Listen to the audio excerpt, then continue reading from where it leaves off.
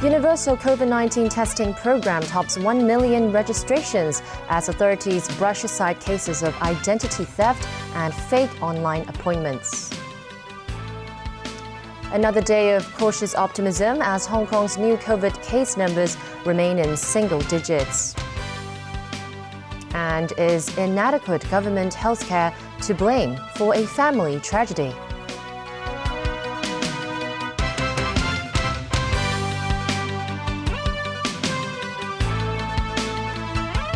Hello and thanks for joining us here on TVB News. Controversy continues to brew over the government's universal COVID-19 testing program, this time over claims of identity theft and fraudulent online appointments. Authorities, meanwhile, say registration numbers have topped 1 million and more community testing centers are being set up in Islands District. Dong Yao-Nie reports. As of last night, authorities say the universal testing scheme had collected about 650,000 specimens. But they've also received more than 160 complaints about the scheme, including registrations using the personal information of people who did not intend to register. Those cases have fueled suspicion that government officials are using false registrations to boost low participant numbers. On a radio program, the Secretary for Innovation and Technology brushed aside the complaints, saying people should not overthink. Alfred Sid said a tiny amount of people should not play with the system and waste testing slots. Sid said testing centers are double-checking ID cards to avoid identity theft, and added that the turnout rate of more than 90% shows the popularity of the program. He said police are investigating about 100 complaints. The official again confirmed the cross-border health code system is in place, but won't be rolled out until the coronavirus is under control in the city. The government has also scrambled to add 6 more testing centers in the Islands District. After it was revealed there was only one location for the outlying islands, located in Koichong. At a center in Changchao, residents waited in the rain to get tested. These residents said the arrangement was helpful, since many seniors find it difficult to leave the island to be tested. But the new centers are only open from 9 a.m. to 5 p.m. and only on designated days. The government has also promised to send deep throat saliva test teams to other remote areas in the district. Dong Yao-Nie, TVB News. The city again reported single-digit COVID-19 cases today, with all 7 locally acquired. Still, some 20 people may have tested preliminary positive for the virus, including a prisoner. Among the latest infections, 4 are linked to previous clusters. That includes a guest in Metro Park Hotel in Mong Kok and a security guard who works in Tai Wai. As for cases with unknown sources of infections, a 62-year-old who lives in Diamond Hill has contracted the virus. He works at a garage in To Kwa Wan and often eats at a tea restaurant in the area. Meanwhile, 2 other cases were found through the government's universal community testing program. One of them is a 60-year-old man who lives on Argyle Street and works in Kowloon City in air conditioning maintenance. The other case is a 39-year-old Filipino domestic helper who lives in Yuen Long with her employer. Last month, she gathered with a few friends in the neighborhood, so the group, together with the helper's employer, are now in quarantine. Meanwhile, tracing work is underway for a prisoner who tested preliminary positive for the virus. He was admitted to Siu Lam on 21st of August and stayed there until 9th of September. And then he went to court hearing on 4th of September, and then was found to have high fever in the evening. After he was transferred to the Lai Chi Kok. I understand the prisons in Hong Kong, they also have some tests for the prisoners if they have travel history before they are admitted to the prisons or if they develop symptoms. She added the man who used to live in Shek Kip Mei may have had the virus before he was taken into jail. Authorities are distributing hundreds of specimen bottles to all staff members and prisoners in both institutions. Now, despite dropping infection figures in the city, the education chief says it's still too early to resume full-day classes. Kevin Young said on a radio program the infection risk while students eat lunches together is still very high. From September 23rd, schools will return to offline half-day classes. Young said all schools now being used as sample collection centers in the government's universal testing program will be disinfected before classes resume. He also urged teachers, students, and parents to join the mass testing scheme. A mother in Koichong has been arrested for suspected murder in connection with the death of her mentally ill son. Police say the son was strangled to death. Now, a social welfare sector lawmaker says the case is another example of people falling through the cracks of an inadequate mental health care system. Haley Joe has more. At about 3 o'clock this morning, police received a report that a man had been injured and fainted at home. By the time police and paramedics arrived at the public housing flat in Koichong, the man was dead. But the death of the 21-year-old looked suspicious. Police later determined he had been strangled to death with a plastic bag or a plastic tablecloth. Superintendent Lam Chi-yoon said the other family members, his father and 2 siblings, were inside the flat at the time, but is uncertain whether they witnessed what happened. Police say the mother then tried to kill herself by cutting her wrist. She was sent to hospital. The victim had recently moved back to live with his family after spending time at a boarding school for people with learning disabilities. This is one classic example of how a mentally disabled student falling through the crack.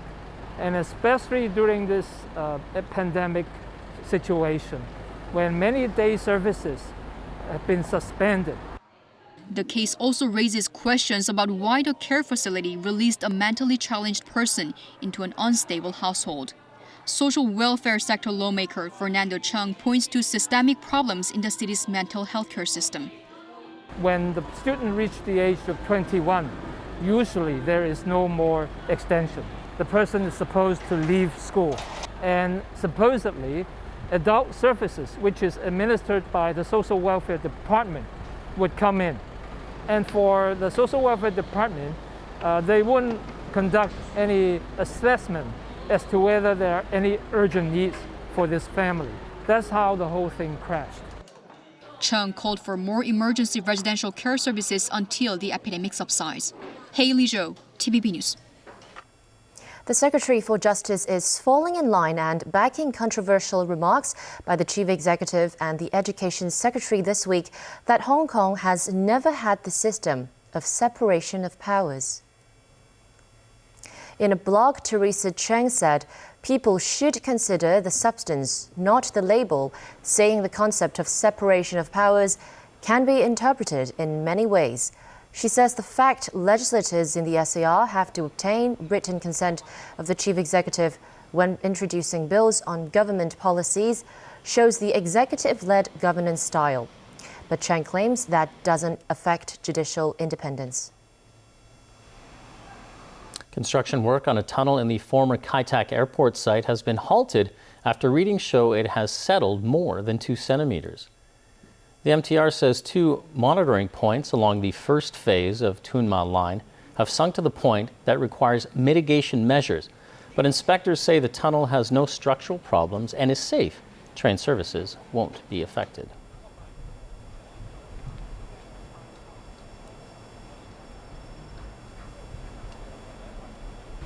An 89-year-old woman has contracted rat hepatitis E.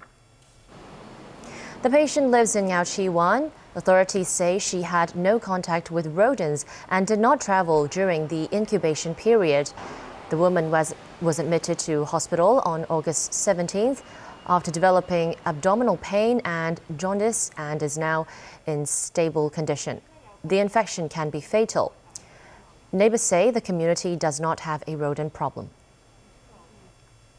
Hong Kong will end analog TV services in 3 months.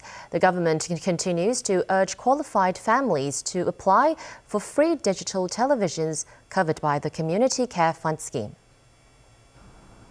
The upgrade applies to 70,000 families citywide.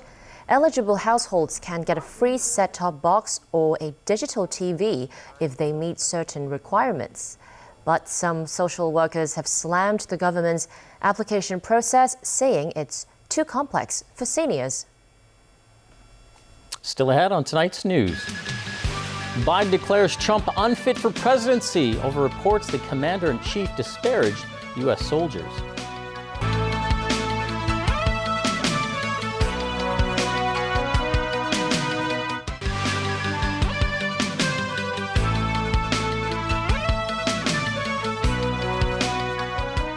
Hello and a warm welcome back to TVB News. Democratic presidential nominee Joe Biden has declared President Donald Trump unfit for the presidency.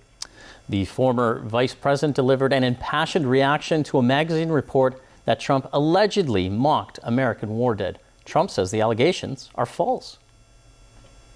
Democratic presidential nominee Joe Biden denounced President Donald Trump as unfit for office.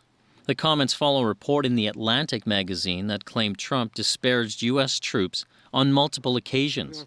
That criticism included calling soldiers who died in World War I suckers and losers. Biden's critique of the president was personal. His late son, Beau, served in the Delaware Army National Guard. Trump has never served in the military.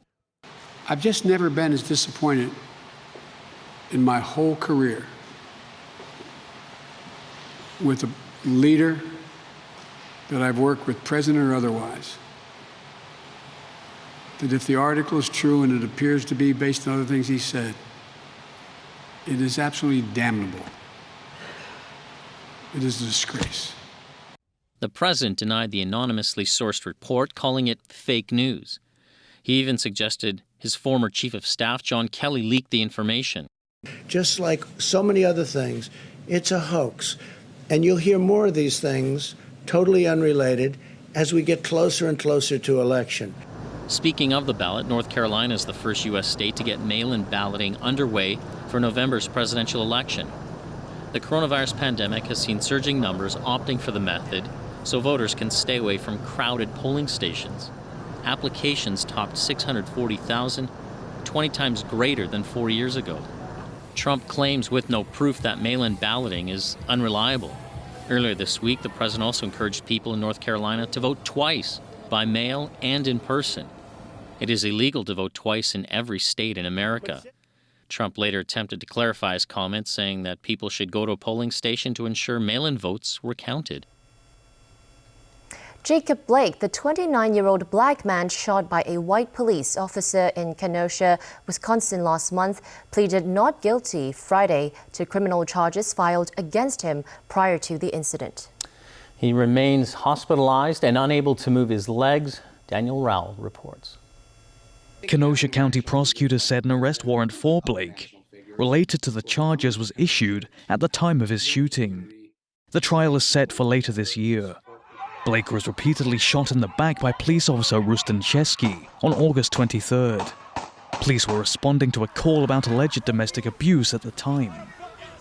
The incident sparked protests locally and nationwide. The state's Justice Department is investigating. The U.S. remains divided in the run-up to November's presidential election. President Donald Trump has been staunchly pro-police on the campaign trail. He has also spoken out against the recent killing of right-wing activist Aaron Danielson in Portland by Antifa member Michael Reinhold. Reinhold was shot dead by federal agents Friday in Washington state.